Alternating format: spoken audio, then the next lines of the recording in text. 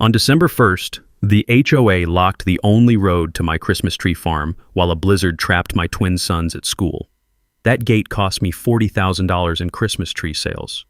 But watching my boys' faces pressed against a frozen bus window was what made me decide to fight back. Miranda Blackstone had posted those seasonal restrictions without warning and now stood there in designer snow boots with the smuggest smile I'd ever seen. "Should have read the fine print," she called through the chain link as Tyler and Mason were finally released to walk home in the storm.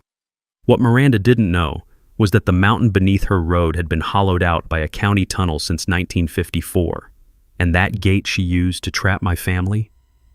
It sat directly above something she had no legal right to block. What would you do if someone used your kids as leverage? My name's Connor McReady, and 3 years ago I thought I'd found paradise in the foothills outside Denver. After losing my father in a mine collapse back in 2018, I used the insurance settlement to buy 300 acres of Colorado wilderness where my wife Sarah and I could start fresh. The property came with 15,000 Christmas trees already planted, and we figured we'd found our slice of the American dream. The ranch sits at the end of Pine Ridge Mountain Road, a winding stretch of asphalt that climbs through granite ridges and pine forests. Beautiful country, but there's only one way in and one way out. When the previous owner sold us the land, he mentioned something about the Pine Ridge Homeowners Association maintaining the road, but assured us we had a permanent agricultural easement. "Been farming this land since 1987, he said, handing over the keys. "Never had a problem." Sarah handles the business side of our operation. She's got a head for numbers and a talent for making our website look like something out of Better Homes and Gardens. During harvest season, she coordinates with customers who drive up from Denver and Colorado Springs, families looking for that perfect Christmas tree experience. Tyler and Mason, our twin boys, they help with everything from hauling trees to operating the cash register. They've got dreams of taking over the farm someday, maybe expanding into year-round nursery operations. Then Miranda Blackstone moved to town. Miranda's the kind of woman who wears designer hiking boots that have never seen actual dirt. She drives a white Mercedes G-Wagon that probably costs more than most people's houses, and she's got that particular brand of confidence that comes from having money and knowing how to use it as a weapon. She bought the biggest house in the development 3 years ago and immediately got herself elected HOA president. Within 6 months, she was modernizing community rules faster than you could say special assessment. Tim, the Tuesday before Thanksgiving, I was out checking tree quality when I noticed something that made my blood run cold. Brand new signs had appeared overnight along our access road. Seasonal road restrictions, effective December 1st, commercial vehicles prohibited.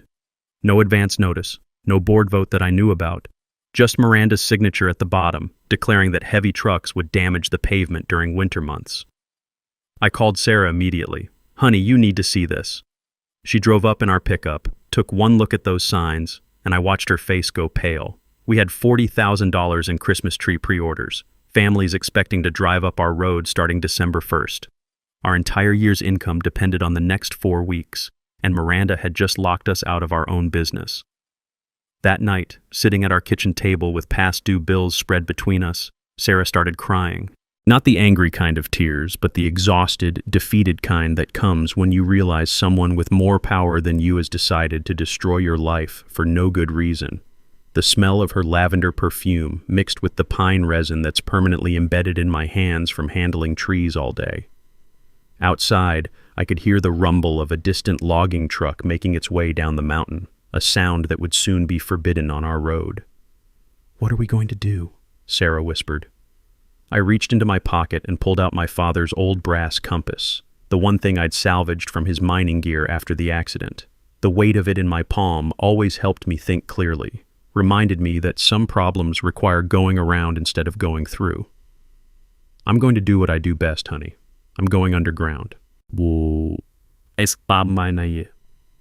I didn't tell her that night was how the idea of being trapped underground again made my chest tight with the kind of panic that had haunted me since Dad's accident. But sometimes you've got to face your fears to protect your family. The next HOA meeting was held in the community center, a cedar-sided building that Miranda had somehow convinced everyone needed a $30,000 renovation the year before. I walked in to find about 20 homeowners scattered across folding chairs, and Miranda standing at the front with a PowerPoint presentation already loaded. "Before we address tonight's concerns," she announced, clicking to her first slide, I want to remind everyone about the importance of maintaining community standards and safety protocols. The slide showed photographs of tire tracks on asphalt, deep grooves that looked like they'd been made by heavy machinery. According to Miranda, these were examples of damage caused by my delivery trucks. Connor McCready's commercial operation has been systematically destroying our road infrastructure, she continued, her voice taking on that particular tone politicians use when they're lying with confidence. The tire damage you see here represents thousands of dollars in potential repair costs. I stood up. Those aren't from my trucks, Miranda. My heaviest vehicle is a Ford F-350 and, Mr. McCready, she interrupted, several residents have expressed concerns about your mental state following your mining accident. Perhaps this isn't the time for emotional outbursts. The room went dead silent. I could feel everyone's eyes on me, measuring, judging. Tyler had mentioned kids at school calling me the crazy miner guy, but hearing it from Miranda in front of our neighbors felt like a punch to the gut. She clicked to the next slide, a proposed $25,000 special assessment for emergency road repairs. Every homeowner would pay, except those who voted to support the seasonal vehicle restrictions. This is extortion, I said. Miranda smiled. This is responsible community management, Mr. McCready. Something you might understand if you had experience running a successful business. I walked out before I said something I'd regret, but not before I heard her announce that the vehicle restrictions would take effect in 2 weeks, just in time to kill my Christmas tree season. The drive home felt longer than usual. Sarah was waiting on the porch, and I could tell from her expression that she'd already heard from customers canceling their orders. 15 families called, she said. Word's getting around town that we might not be accessible during harvest season. We just lost another $15,000 in sales. That night, while Sarah handled the business calls, I spread my father's old mining maps across the kitchen table. The brass compass sat in the center, its needle pointing north toward the ridge behind our house. According to these surveys from the 1950s, there had been significant mining operations throughout this area, including some that extended under what was now the HOA development. I remembered something from my mining law classes. In Colorado, mineral rights often predate surface rights. If someone owned subsurface access before the HOA was established, those rights couldn't just be revoked by a homeowner's covenant. The next morning, I hiked up to the ridge with a metal detector and surveying equipment. What I found made me smile for the first time in weeks. Rusted survey stakes from a 1950s mining operation positioned right along the boundary of Miranda's property. Property records at the county courthouse told an interesting story. The original mining claim extended beneath the entire HOA development, and those subsurface rights had never been transferred or abandoned. According to Colorado mining law, that meant the current owner of the mineral rights, which turned out to be the state after the original company went bankrupt, had legal authority to grant access for legitimate mining operations. But here's the really interesting part. Hidden behind overgrown brush near those old survey stakes, I found the entrance to an abandoned mine shaft. The wooden supports looked solid enough, and my flashlight beam revealed a tunnel that disappeared into the mountain. I touched Dad's compass in my pocket and made a decision that would change everything. Miranda wants to play underground games with a guy who spent 20 years in holes? I muttered to myself as I examined the mine entrance. Rookie mistake, lady. The tunnel was wider than I'd expected, clearly designed for moving heavy equipment. More importantly, according to my calculations, it ran directly under the HOA road system. If I could prove this was part of a legitimate mining claim, I might have found our way around Miranda's blockade. When I got home that evening, Sarah was sitting at the kitchen table with a stack of cancellation emails. How bad is it? I asked. Bad. But Connor, there's something else. Tyler came home from school with a black eye. Kids are saying you're unstable, that the mine accident affected your brain. The metallic taste of anger filled my mouth, but I forced myself to stay calm. Miranda wasn't just attacking our business anymore. She was going after our family. I sat down across from Sarah and showed her the mining maps. Honey, what would you say if I told you I found a way to get our trucks to the farm without using Miranda's road at all? 3 days later, a white sedan with government plates pulled into our driveway. The woman who got out wore a crisp business suit and carried a clipboard with official letterhead. My chest tightened as I recognized the logo, Colorado Department of Human Services. Mr. McCready, I'm Janet Wilson, Child Protective Services.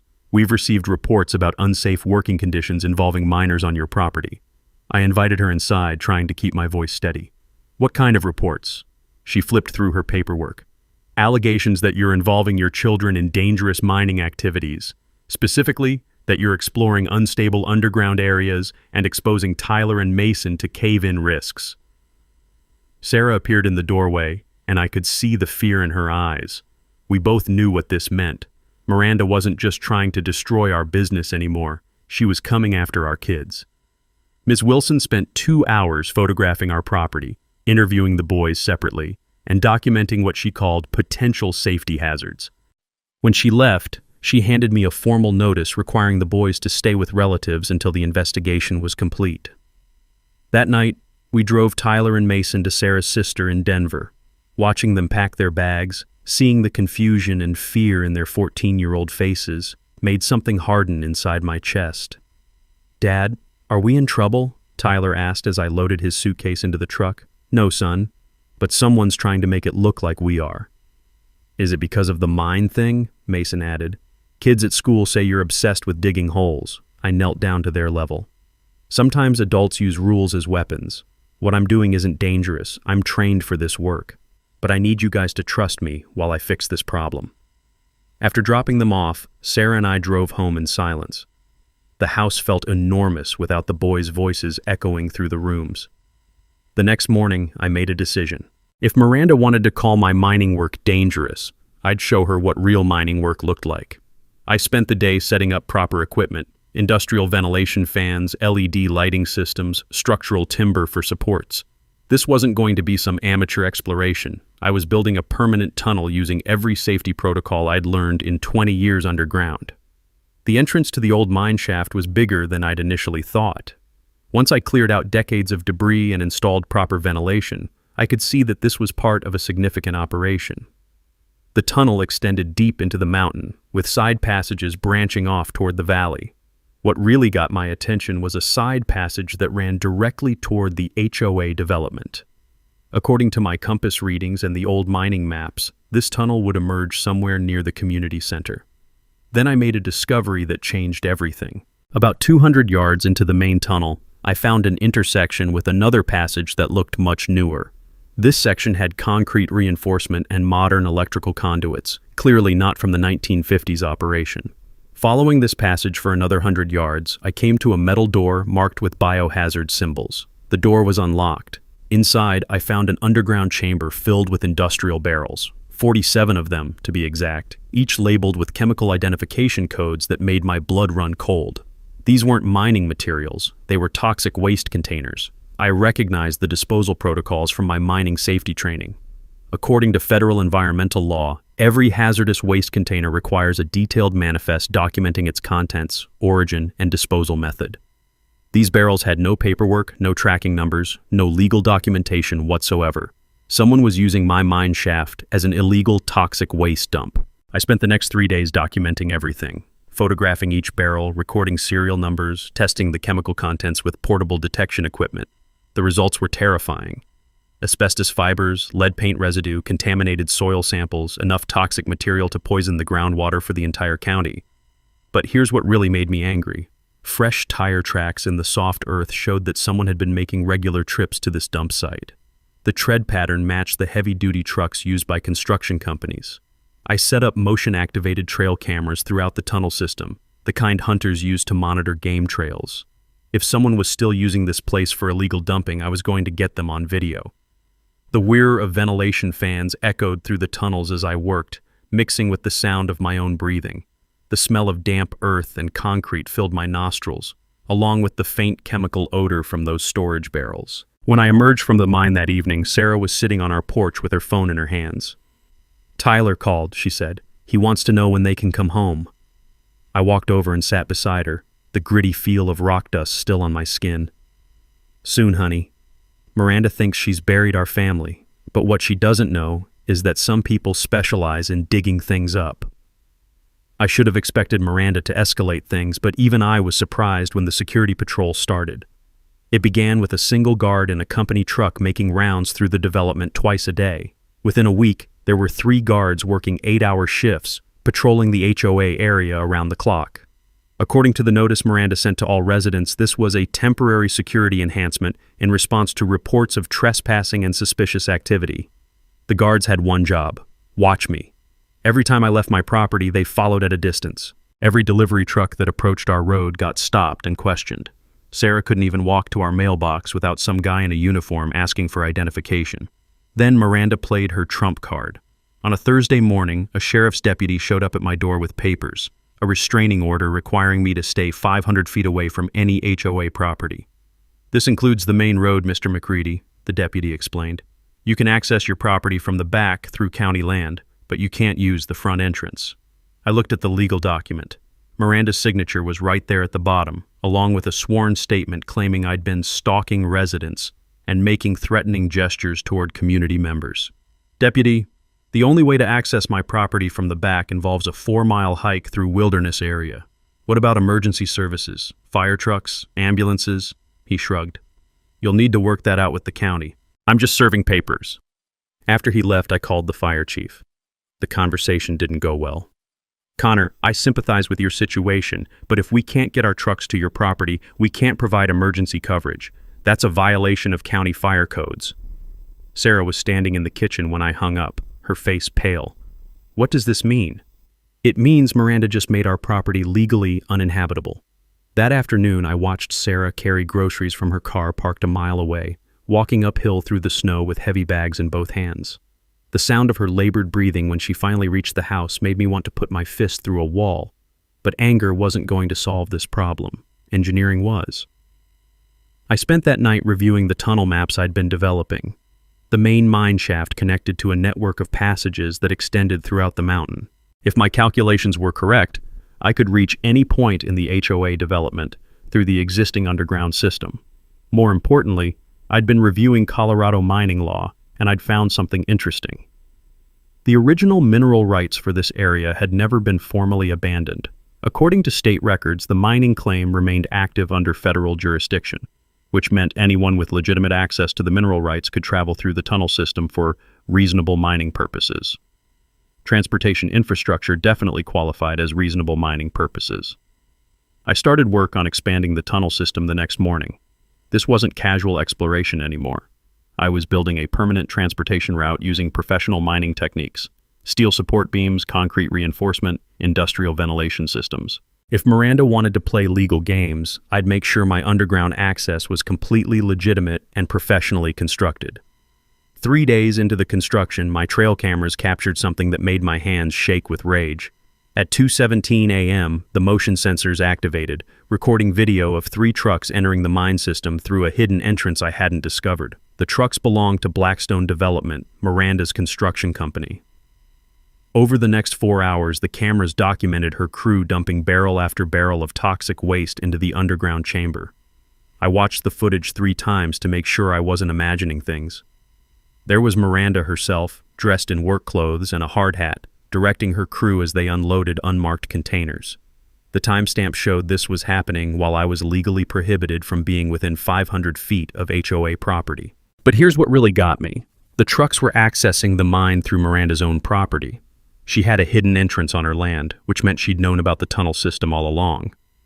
I spent the weekend expanding my own tunnel access, creating a direct route from my property to the main underground chamber.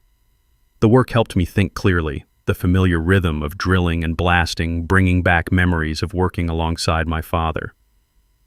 By Sunday evening, I had proof that Miranda was running an illegal toxic waste disposal operation, video evidence of her crews violating federal environmental laws, and a completely legitimate underground transportation system that bypassed her road restrictions entirely.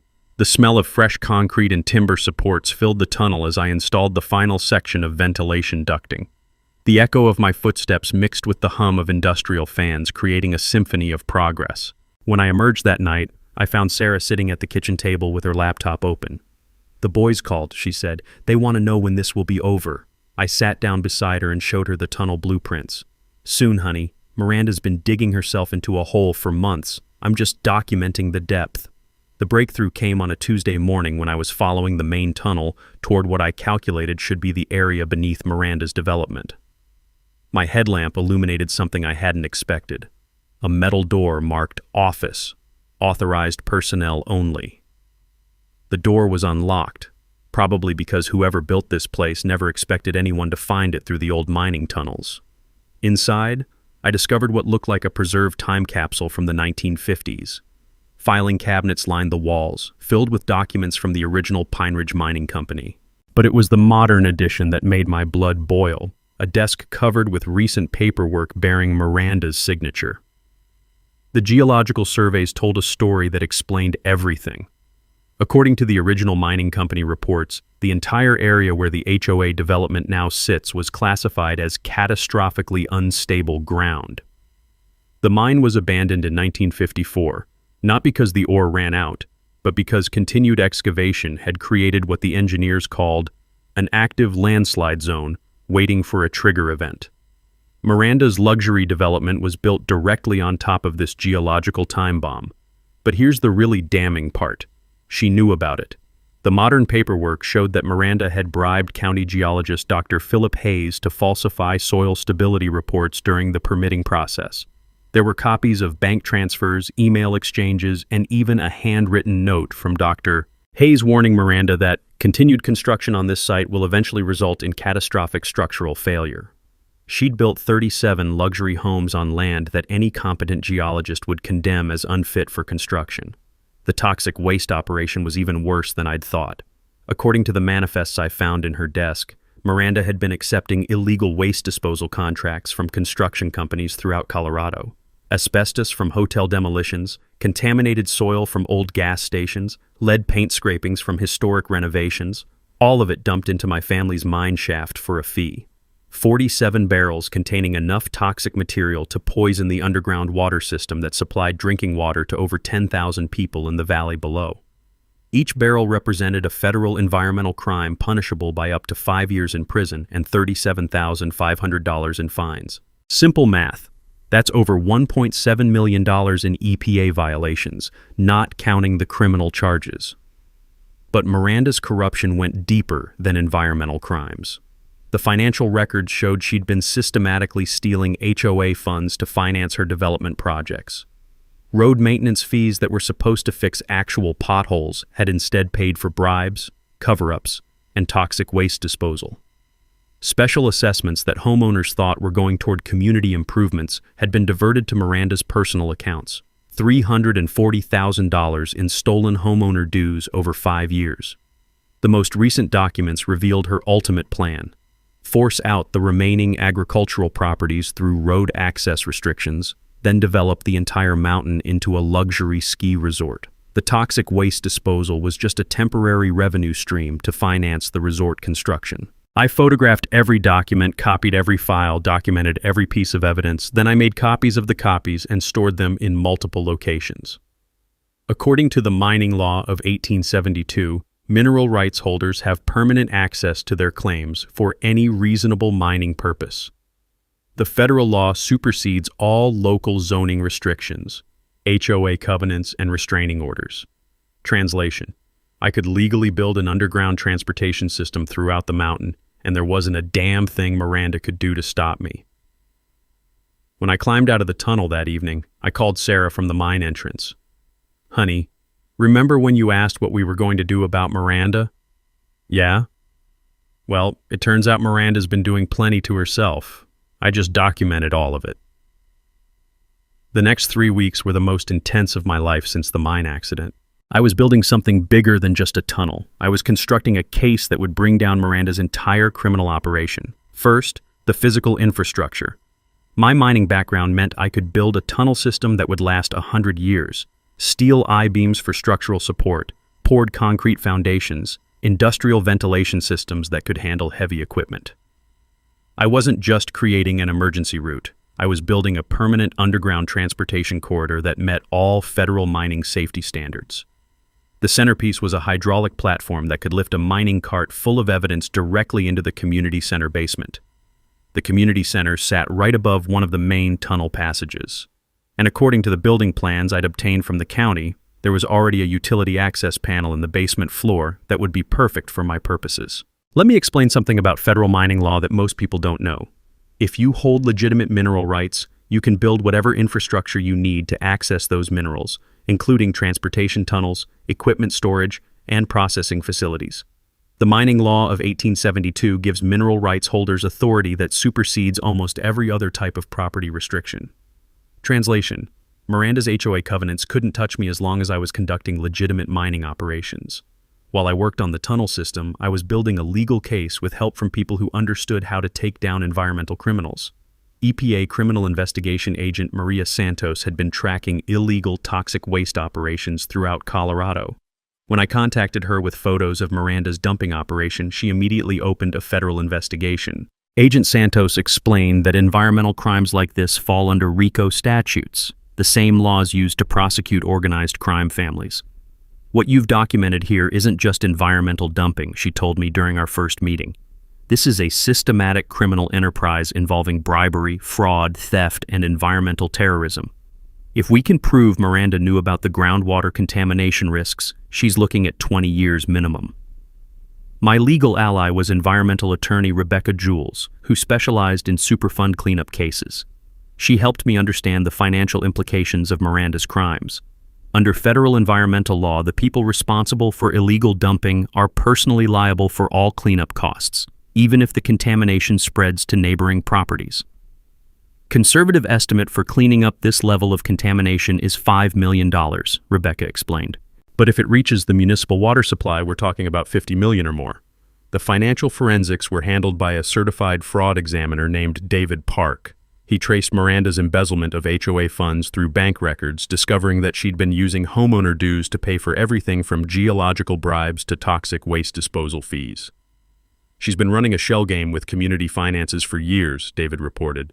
Every time residents questioned high maintenance costs, she'd create fake invoices and fraudulent contracts to justify the expenses. This is textbook white-collar crime. My timeline was built around the monthly HOA meeting scheduled for December 15th. Every homeowner would be there to discuss the road crisis and hear Miranda's latest demands for special assessments. It would also be the perfect venue for a public revelation with maximum witnesses. The evidence preparation took 2 weeks. I created a visual presentation showing the overlay between the 1950s geological surveys and Miranda's current development. Water samples from the contaminated underground stream were tested by an independent laboratory, confirming dangerous levels of heavy metals and carcinogens. The financial documents were organized chronologically to show the progression of Miranda's embezzlement scheme. Everything was loaded onto a mining cart that would travel through my tunnel system on a dedicated rail line, emerging through the hydraulic platform during Miranda's presentation. For security, I installed motion-activated cameras throughout the tunnel system, connected to a wireless network that automatically uploaded footage to cloud storage. If Miranda discovered my operation and tried to destroy evidence, every criminal act would be permanently documented. The final piece involved coordination with media and law enforcement. Channel 7 investigative reporter Lisa Park had been working on a series about HOA corruption in Colorado. When I contacted her with samples of my evidence, she immediately committed to covering the story. Sheriff's deputies and EPA agents would be positioned outside the community center during the meeting, ready to make arrests as soon as the evidence was presented. My family coordination was simple. Tyler and Mason would return from Denver the day before the meeting, ready to help present the evidence that would finally bring them home permanently. The night before the confrontation, I stood at the tunnel entrance testing the hydraulic platform one final time. 20 years underground had taught me that timing is everything in mining operations. You get one shot at blasting through solid rock. If you miscalculate, people die. Miranda, I said to the empty tunnel, you've been digging yourself into a hole for 15 years. Tomorrow, I'm going to show you just how deep it goes. Miranda must have suspected something, because 3 nights before the scheduled HOA meeting, she made a move that proved just how desperate she'd become. I was working late in the tunnel, installing the final connections for the hydraulic platform, when my motion sensors started screaming. The wireless alerts on my phone showed movement at 3 different tunnel entrances simultaneously. This wasn't some random trespasser. I grabbed my emergency radio and contacted Sarah. Lock the doors and call 911. Miranda's making a move. Through my security cameras, I watched a coordinated assault on my operation. Miranda herself was leading a team of 6 men, including 3 security guards and what looked like professional demolition workers. They were carrying mining explosives, the kind used for controlled rock blasting in construction projects. The plan was obvious: blow up my tunnels and bury the evidence of her crimes permanently. What Miranda didn't understand is that a guy who spent 20 years underground doesn't build tunnels without multiple escape routes and comprehensive security systems. As her team approached the main tunnel entrance, motion-activated floodlights illuminated the entire area like a football stadium. Automatic cameras began recording from 12 different angles, uploading everything to secure cloud storage in real time. But here's where Miranda made her biggest mistake. She decided to handle the explosives personally. I watched through the cameras as she placed dynamite charges at what she thought were structural weak points in my tunnel system. What she didn't realize is that I'd designed those tunnels using the same engineering principles we use in major mining operations. They're built to withstand seismic events and controlled blasting. The explosion, when it came, was spectacular. The blast echoed across the entire valley like thunder, shaking windows and houses 5 miles away. But instead of collapsing my tunnels, the explosion triggered something Miranda definitely didn't expect: a massive sinkhole that opened directly beneath her Mercedes G-Wagon. I watched from my security feed as that $80,000 vehicle disappeared into the earth like it was being swallowed by a hungry mountain.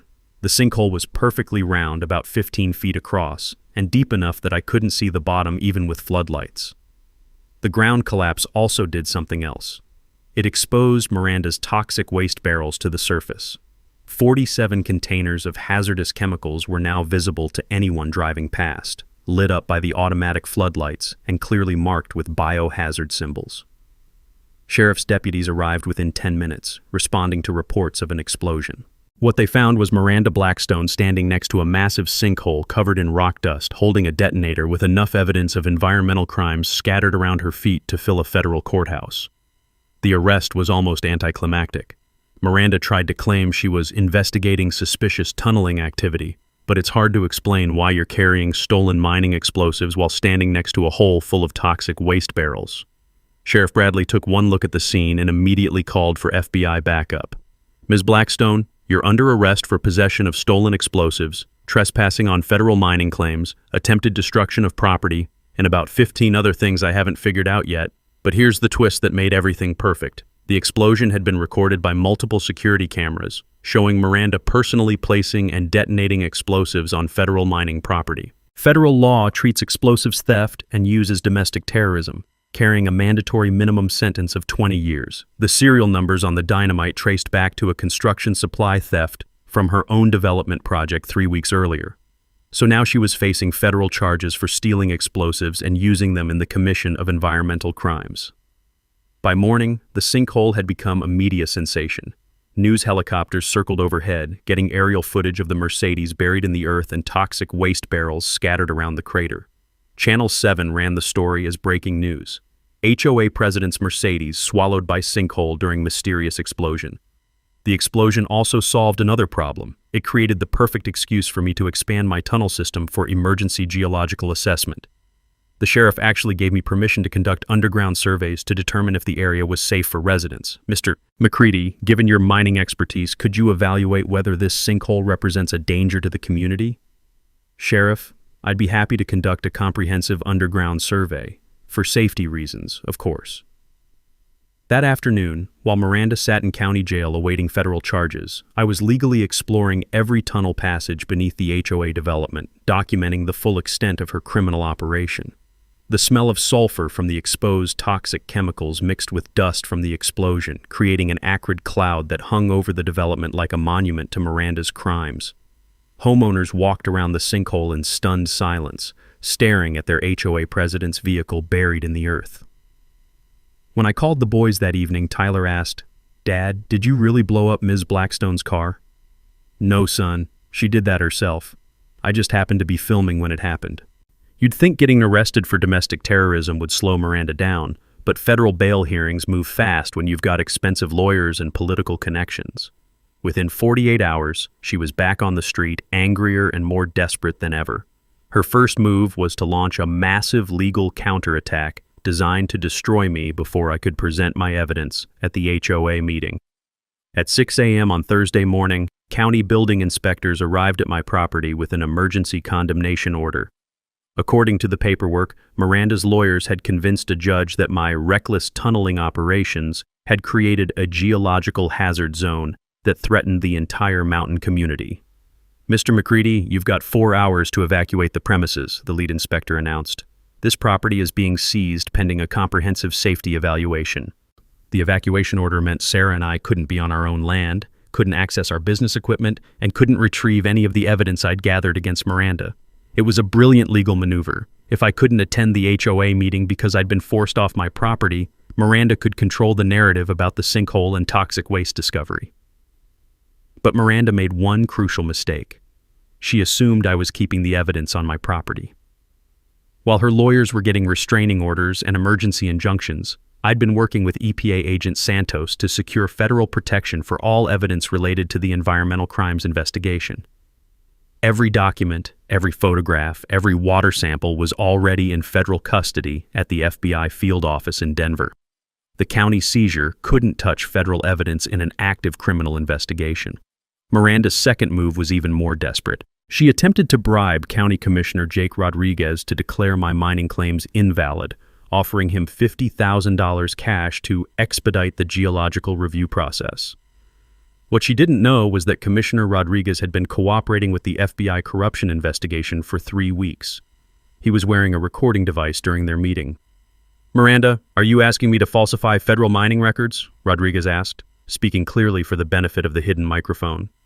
"I'm asking you to do what's necessary to protect this community from a dangerous individual," Miranda replied. "Connor McCready is unstable, and his underground activities threaten everyone's safety."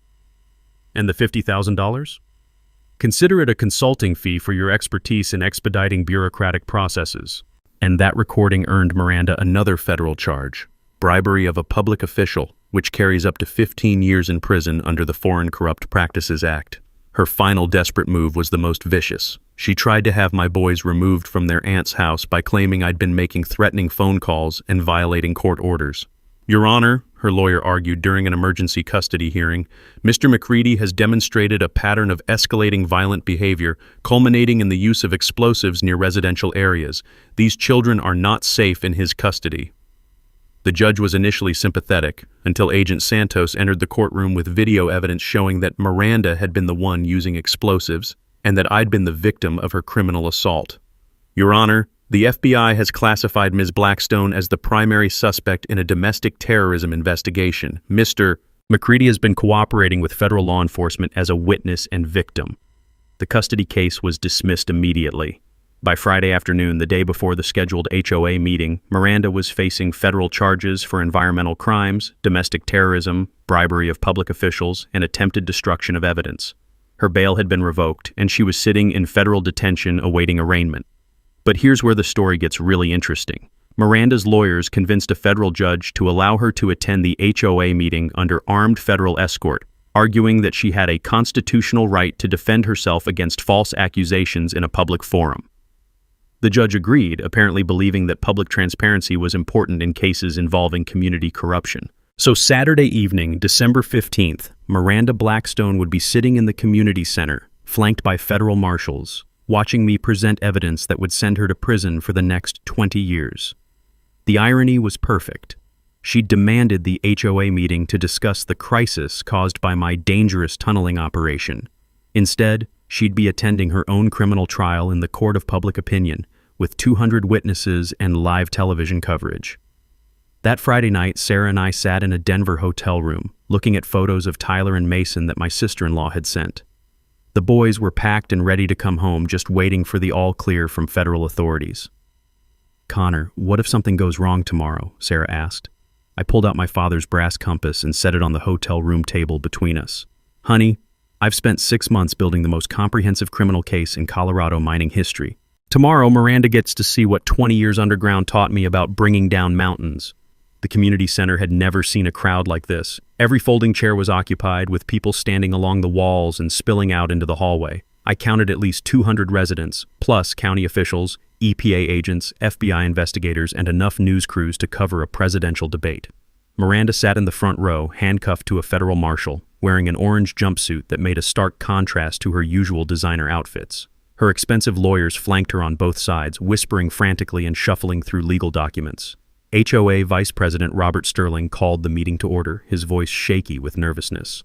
Ladies and gentlemen, we're here tonight to address the recent geological incident and determine the future of our community's road access policies. Miranda's lead attorney stood up immediately. Your Honor, Mr. Sterling, my client wishes to address the false allegations that have been circulating regarding her community service. This isn't a courtroom, counselor, Sterling replied. This is a homeowners meeting. That's when Miranda made her final mistake. Despite her lawyer's advice, despite facing federal terrorism charges, despite being handcuffed to a U.S. Marshal, she demanded to speak. Ladies and gentlemen, she announced, rising from her chair as much as the handcuffs allowed, I've served this community faithfully for 3 years. The recent events have been orchestrated by Connor McCready, a disturbed individual who has used dangerous mining techniques to terrorize our neighborhood. She gestured toward the back of the room where Sarah and I were standing. Mr. McCready's reckless tunneling operation created the sinkhole that damaged my vehicle and exposed this community to unnecessary risks. The crowd murmured as Miranda continued her performance. I've dedicated my life to protecting property values and maintaining community standards. What we're witnessing is the revenge fantasy of a man who couldn't accept reasonable restrictions on his commercial operation. That's when I activated the hydraulic platform. The mechanical whir of motors started quietly, but grew louder as the platform rose from beneath the community center floor. People in the front rows looked around confused as the sound seemed to come from everywhere at once. Then the floor panel behind the podium began to rise.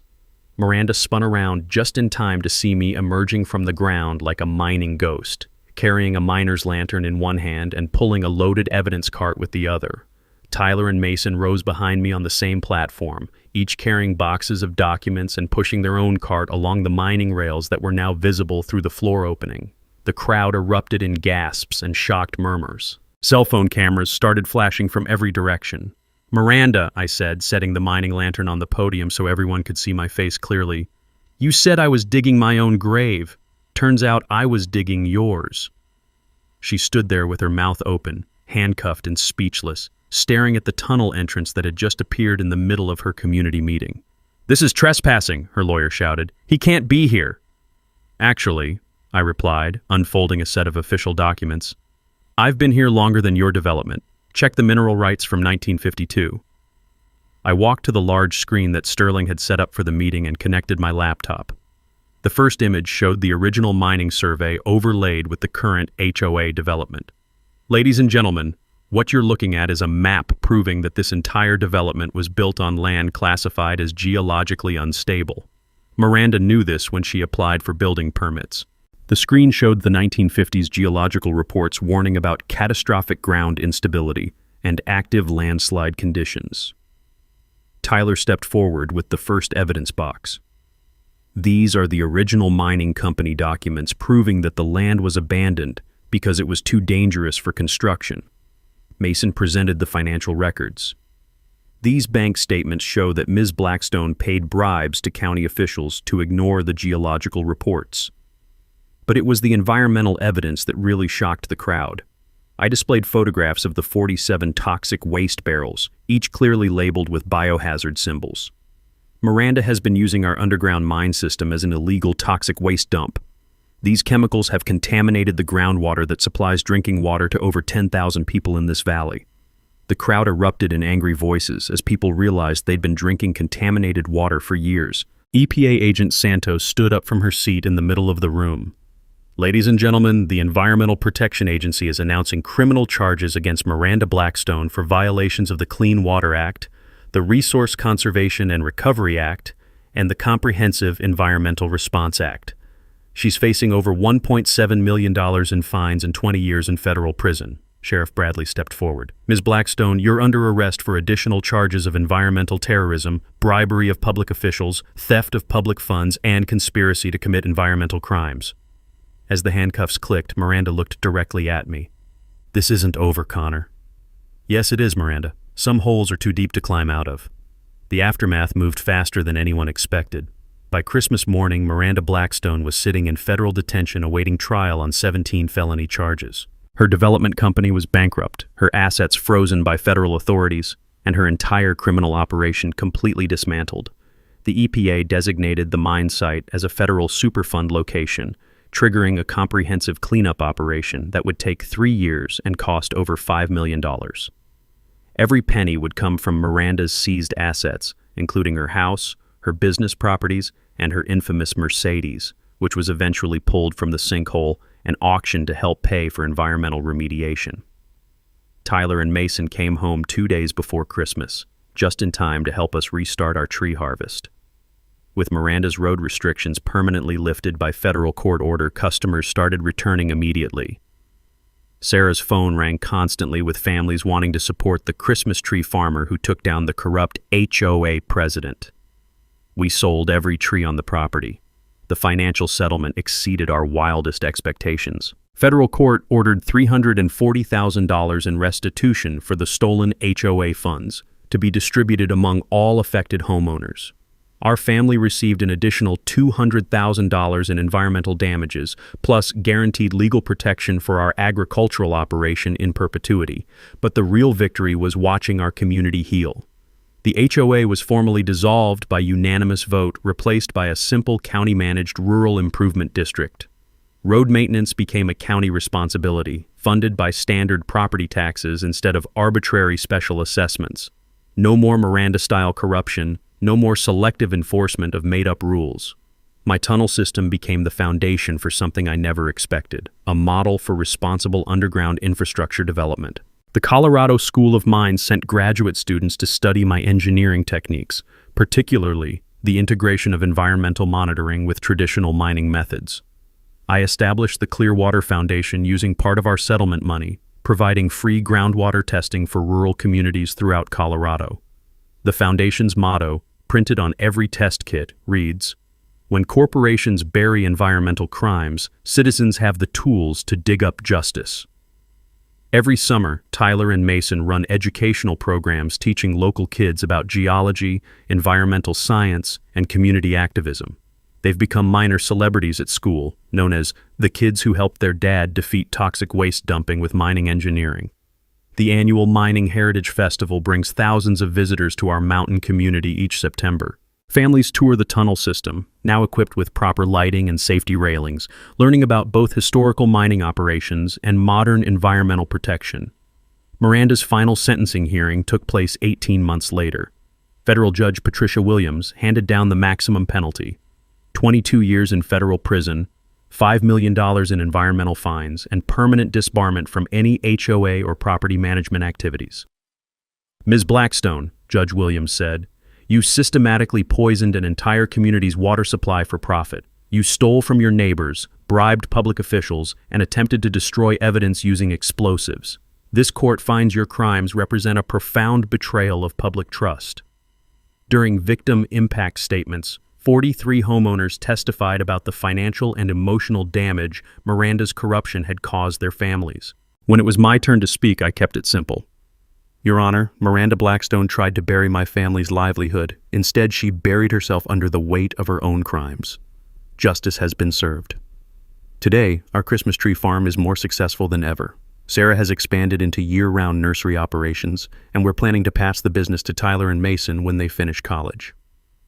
Both boys have been accepted to the Colorado School of Mines, with full scholarships from the Clearwater Foundation.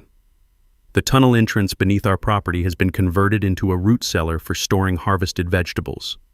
The mining cart rails now transport organic produce instead of evidence of environmental crimes. But we've kept the original tunnel system intact, maintained and monitored as a reminder that sometimes the best way to solve problems is to dig deeper than your opponents expect. Before I close this story, I want to ask you something. Have you ever dealt with HOA corruption or environmental crimes in your community? Drop a comment about your worst HOA nightmare. Connor's story proves that even the most powerful bullies can be brought down when ordinary people use their brains, their skills, and the law itself as weapons of justice. And if this story inspired you to believe that David can still beat Goliath, hit that subscribe button for more stories about regular folks taking down corrupt systems using determination, engineering skills, and sometimes heavy machinery. Next week, Karen tried to steal my parking spot for 6 months. She didn't expect my security camera to catch her insurance fraud ring. Thanks for hanging out with us on HOA Stories, where the HOA Karens meet their match.